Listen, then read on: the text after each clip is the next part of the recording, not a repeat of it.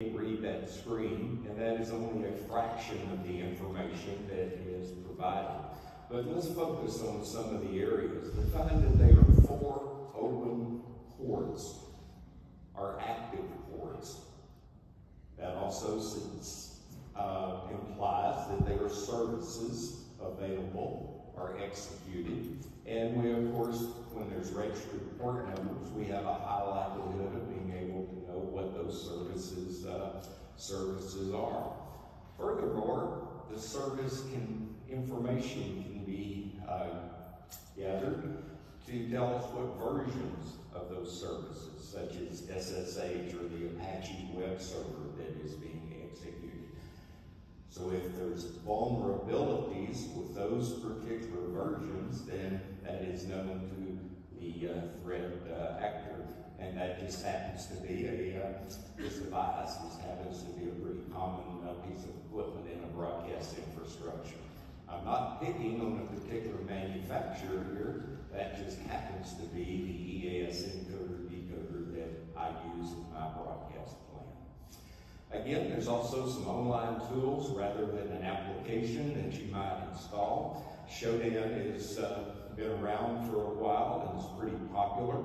Shodan is a search engine that simply, instead of searching for information like you might use your Chrome browser or use Chrome to do, or excuse me, Google, Shodan is constantly scanning the public networking, looking for hosts. And simply, I pick the search term barracks, not to pick on barracks, but a popular device that we find in our industry. And a similar search using census, and again, we turn up different numbers in their database and so forth, but we'll drill down and you can see individual IP addresses of devices and so forth.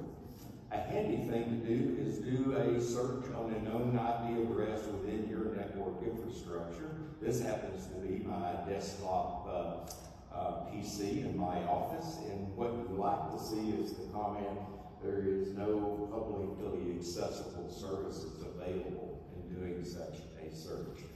Certainly, I'm sure you're aware of the notice of proposed rulemaking from the FCC about particularly cybersecurity protections of EAS equipment in the broadcast station. It's yet to be seen what that final rulemaking will be, but I think it's highly suggested that there will be a requirement for an annual cybersecurity plan. Kind of goes back again like that annual requirement for a proof of performance. Should a penetration test be required? I'm not suggesting it should, but it may be a way in which to demonstrate compliance. As I wrap up, keep in mind kind of the ultimate or the ultra network security is the air gap. So what I'm saying is question if a critical device in your broadcast infrastructure needs public network access, but recognize having remote access and public network access really are different or should be different. So if we need that access, do it in a protected manner using encryption and authentication, and particularly hopefully multi-factor authentication for that. I'll leave you with some resources of some of the areas we've talked about today. There's also a white paper in the proceedings that goes into far more detail than we have time for today. But I do encourage you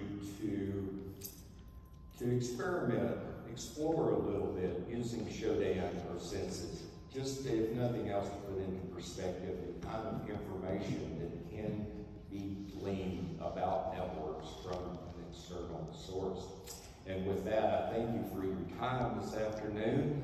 I have about a minute left, so I welcome questions.